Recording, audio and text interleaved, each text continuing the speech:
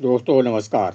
दोस्तों महाभारत का युद्ध जहां हर दिन एक नया इतिहास लिख रहा था, परंतु 17वें दिन स्वयं कृष्ण ने अर्जुन से ऐसा क्या वचन कहा जिसे सुनकर गांडीवधारी अर्जुन के हाथ कांप उठे। उन्होंने कहा, अर्जुन तुम कर्ण का सामना नहीं कर सकते। पर कृष्ण ने ऐसा क्यों कहा? क्या कर्ण इतना महान था? क्या कृष्ण स्वयं अर्जुन की हार देख रहे थे, या फिर इसके पीछे छिपा था एक ऐसा रहस्य जो संपूर्ण महाभारत की दिशा बदलने वाला था? महाभारत युद्ध का 17वां दिन भीष्म गिर चुके थे। द्रोण का अंत हो चुका था और अब कौरव सेना का भार था केवल एक पुरुष पर, अंगराज कर्ण पर। अर्जुन अपने शिविर में कृष्ण के साथ बेचैन बैठा था। तभी अर्जुन ने क्रोधित स्वर में कृष्ण से कहा, माधव आज इस युद्ध का अंत होगा, आज कर्ण मारेगा। यह सुन कृष्ण ने कहा, पार्थ तुम क्रोध में हो। इस पर अर्जुन ने कहा, मेरा क्रोध उचित है केशव।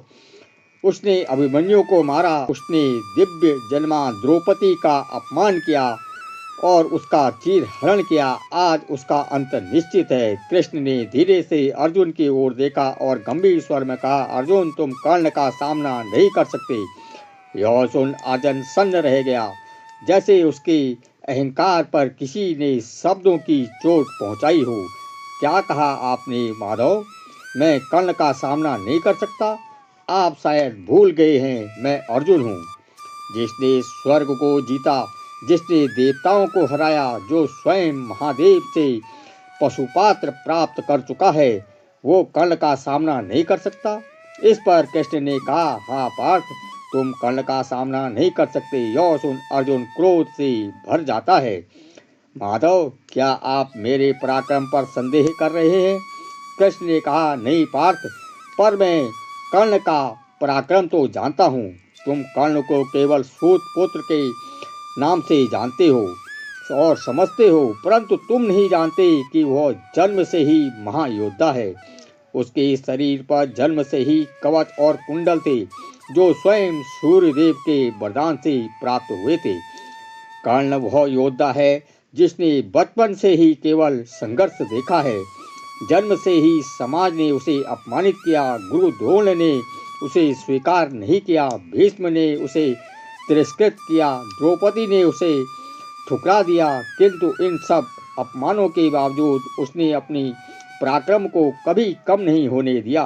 वह तुम्हारी तरह राजमहलों में नहीं पला, उसे उत्तम शिक्षा नहीं मिली, फिर भी केवल संकल्प और परीक्षण से उसने स्वयं को महायोद्धा बनाया। हे पार्थ, कर्ण अकेला ही पूरे युद्ध को की धुरी बदल सकता है। यदि दुर्योधन के पास कर्ण न होता तो कौरव सेना युद्ध के प्रथम दिन ही ध्वस्त हो जाती। अर्जुन याद रखो, तुम्हें दिव्यास्त्रों का ज्ञान परशुराम जी से नहीं मिल दिया, परंतु कर्ण ने श्राप रहकर भी उसे अर्जित किया। तुम्हें श्री कृष्ण जैसे सारथी मिला, लेकिन कर्ण को ऐसा कोई सहारा नहीं मिला। फिर भी वह अकेला ही तुम सबके सामने डटा है। इसलिए मैं कहता हूँ, तुम्हारी कीर्ति बड़ी हो सकती है, तुम्हारे पीछे धर्म का पल हो सकता है, फिर परंतु वीरता और धैर्य में कर्ण तुमसे कहीं ज़्यादा श्रेष्ठ है। और यह बात का ध्यान रखो पार्थ, जिस पुरुष ने जीवन भर अपमान सहा हो, वह युद्ध में मृत्यु से नहीं डरता, और जो मृत्यु से नहीं डरता उसे हराना असंभव हो जाता है। यह सुनकर अर्जुन ने कहा, तो क्या मैं उससे भयभीत हो जाऊं? इस पर कृष्ण ने कहा, भय और सावधानी में अंतर होता है पार्थ। कर्ण केवल योद्धा नहीं, एक तपस्वी है। हे अर्जुन, तुम अपने युद्ध करने जा रहे हो जिसने स्वयं अपने शरीर का दान कर दिया था। यह सुन अर्जुन आश्चर्य में से भर जाता है। शरीर का दान कर दिया था? मैं कुछ समझा नहीं माधव। कृष्ण ने कहा, हाँ पार्थ, कर्ण एक महान दानवीर है। सूर्योदय के समय वह किसी भी वचन को खाली हाथ नहीं लौटाता। तुम्हारे पिता इंद्र इस बात को जानते थे, इसलिए उन्होंने ब्राह्मण का वेश बनाकर कर्ण से उनके कवच और कुंडल दान में मांगे। कवच और कुंडल जो कर्ण के शरीर का हिस्सा थे, उसके बिना किसी संकोच के अपने शरीर से काटकर इंद्र को दान में दे दिया। हे पार्थ, ऐसा दान तो देवता भी नहीं दे सकते। अर्जुन पहली बार शांत पड़ा रहा। क्या कर्ण सचमुच इतना महान है? तो हे माधव, अगर कर्ण इतना ही महान है तो उसने मेरे पुत्र अभिमन्यु को छल से क्यों मारा? इस पर कृष्ण ने कहा, हाँ पार्थ, यही उसका सबसे बड़ा अधर्म है।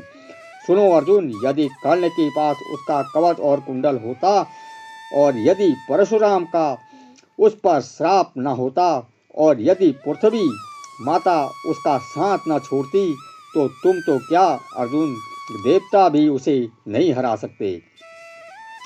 यह सुन अर्जुन स्तब्ध रह गया। तो फिर मैं क्या करूं माधव?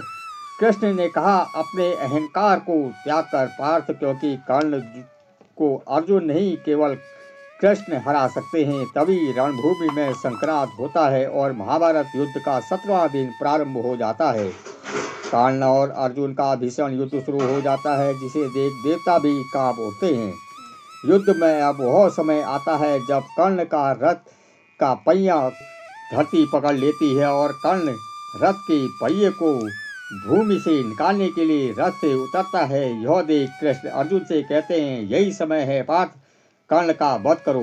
यदि कर्ण ने रथ के पहियों को भूमि से बाहर निकाल लिया तो उसका वध असंभव हो जाएगा। इस पर अर्जुन कहता है, परंतु माधव, वो निहत्था है। इस पर कृष्ण ने कहा, यह युद्ध है पार्थ, और यह पुरुष जीवित रहा तो पांडवों का विनाश निश्चित है। अर्जुन आंखें बंद करता है, गांडीव उठाता है और कहता है, क्षमा करना। अंगराज बाम छोड़ता है और कर्ण धरती पर गिर जाता है। कर्ण की मृत्यु देख कृष्ण की आंखों में आंसू आ जाते हैं। यह देख अर्जुन कृष्ण से कहते हैं, आप रो रहे हैं माधव? इस पर कृष्ण ने कहा, आज पृथ्वी का सबसे महान दानी, सबसे बड़ा योद्धा धरती पर गिर गया। पार्थ, कृष्ण जानते थे कर्ण केवल योद्धा नहीं था, वह अग्नि था। इसलिए उन्होंने अर्जुन से कहा था, तुम कर्ण का सामना नहीं कर सकते, क्योंकि उस दिन युद्ध केवल 2 योद्धाओं का नहीं था, वह युद्ध था भाग्य और पराक्रम का। तो दोस्तों, यह थी आज की वीडियो। आपको कैसी लगी हमें कमेंट बॉक्स में ज़रूर बताइए। अगर आपको यह वीडियो पसंद आई है तो इसे लाइक करें, चैनल को सब्सक्राइब करना ना भूलें। लेते हैं आपसे विदा। हर हर महादेव। जय श्री कृष्ण।